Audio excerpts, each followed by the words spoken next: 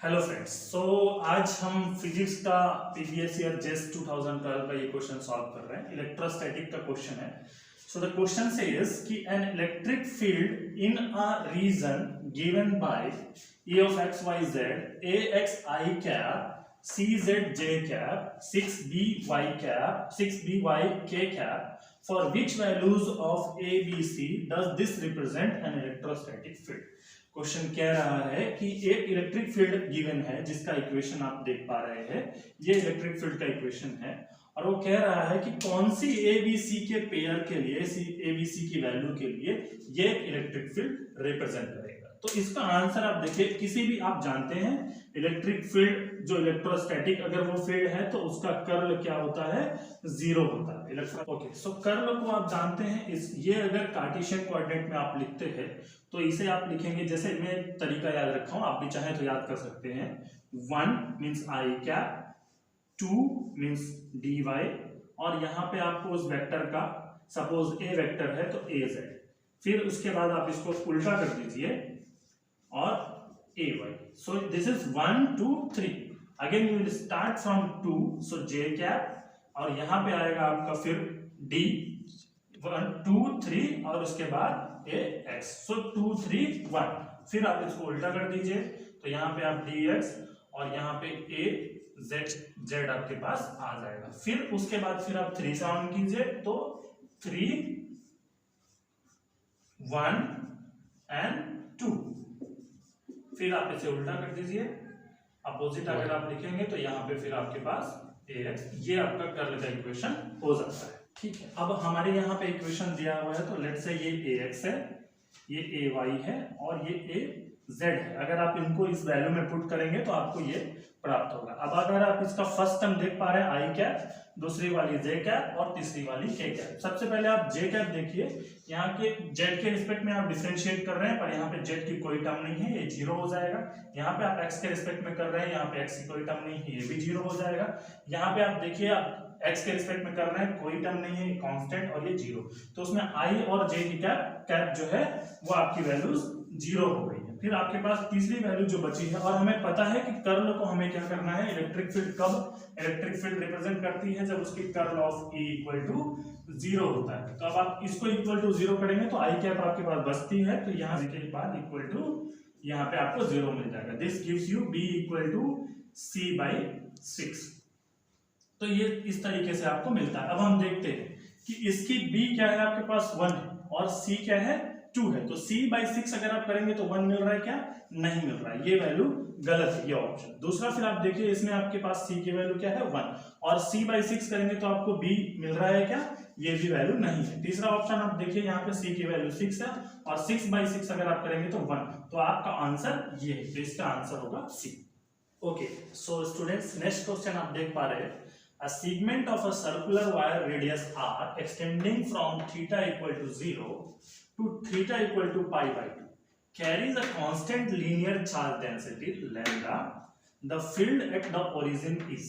So question आप समझ पा रहे हैं। आप ये फिगर देखिए, वो कह रहा है कि एक कंडक्टिंग वायर है आपके पास और इसकी चार्ज डेंसिटी लैम्डा के फॉर्म में आपको दी हुई है और ये 1 क्वार्टर है, 0 से थीटा इक्वल टू 0 से theta equal to pi by 2 तक है।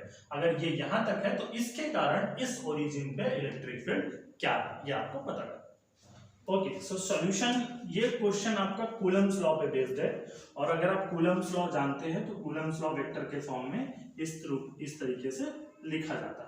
आपने दूसरे तरीके से लिखा होगा, पर वेक्टर के फॉर्म में आप कूलम्स लॉ पढ़िए तो ये वेक्टर के फॉर्म में होता है, जहां पे आपका r1 उस पॉइंट को रिप्रेजेंट कर रहा है जहां पर चार्ज है और r जो उस पॉइंट को रिप्रेजेंट, उस पॉइंट का पोजीशन वेक्टर है जहां पे आपको इलेक्ट्रिक फील्ड फाइंड करती है। हमारे केस में हमें ओरिजिन पे करना है तो r इक्वल टू 0, और जहां पर पॉइंट है, आप इस सर्कल को देख पा रहे हैं, अगर ये थीटा है और ये रेडियस r है तो आप x cos थीटा के फॉर्म में, तो r cos theta r sin theta, तो यहाँ पर आप r जो वेक्टर है r cos theta r sin theta, इस फॉर्म में आप इसको यहाँ पे लिख सकते हैं। और आपको dq भी चाहिए, तो dq जो है आपका, हमने क्या किया, एक छोटा सा सेगमेंट लिया और इस सेगमेंट की लेंथ क्या है, dl है, तो dl multiplied by charge density, तो टोटल चार्ज जो इस पॉइंट पे कन्फाइंड है, और आपका dl आप क्या लिख सकते हैं, theta into r, that is you are using r times radius. So this is real and this is theta. So you know that कि theta is equal to arc, that is dl by radius. So here dl will give you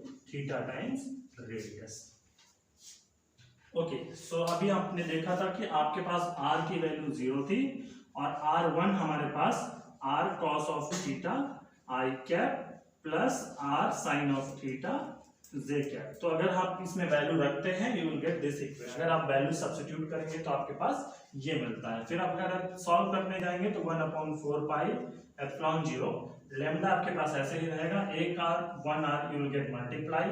so here आपके पास r square हो गया और नीचे से r square, और आप देखिए कि r स्क्वायर आपके पास है और यहाँ पर, और मॉड का जो होता है इसमें आपके पास रूट रखता है, तो मॉड में रूट ओवर ये होता है। तो आपके पास r स्क्वायर, यहाँ से r square sine theta cos theta, r square common निकालेंगे, sine square theta cos square theta 1, so you will get r square power 3/2। तो आपसे 2 कैंसिल हो जाएगा और ये 3 इस 2 से भी कैंसिल हो जाएगा, तो आपके पास सिर्फ r बचेगा और inside you will get minus cos of theta I cap minus sine of theta J cap. तो ये आपके पास डी ई निकल गया है, आपके पास ये है, यहाँ पे आपके पास ये चीज जो निकली हुई है ये डी इक्वेशन आपके लिए छोटे के लिए आपका निकल गया है। और अब आपको पूरा ई फाइंड आउट करना है। तो आपको पता है कि अगर आपको डी ई निकला हुआ है तो आप उसे इंटीग्रेट कर दीजिए 0 से π/2, तो आपको ई निकल जाएगा। तो अगर आप okay, so d is equal to 1/4 pi epsilon 0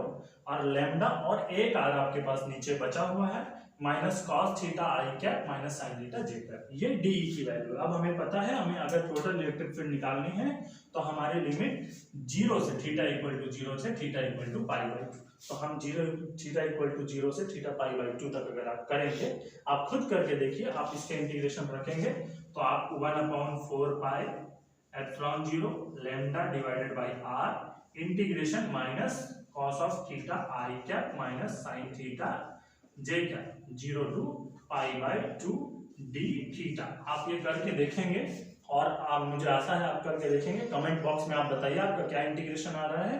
आप इसे इंटीग्रेट करेंगे तो आपको यहाँ पर भी 1 मिलेगा और यहाँ पर भी 1 मिलेगा, और ये 1/4 pi epsilon 0 lambda by r I cap minus J cap. तो ये अगर आप देखेंगे तो आपका पहला ऑप्शन इसका आंसर होगा। तो इस तरीके से आपके कोई भी क्वेरीज हो या क्वेश्चंस हो, आप हमें कमेंट बॉक्स में लिख सकते हैं। Thank you.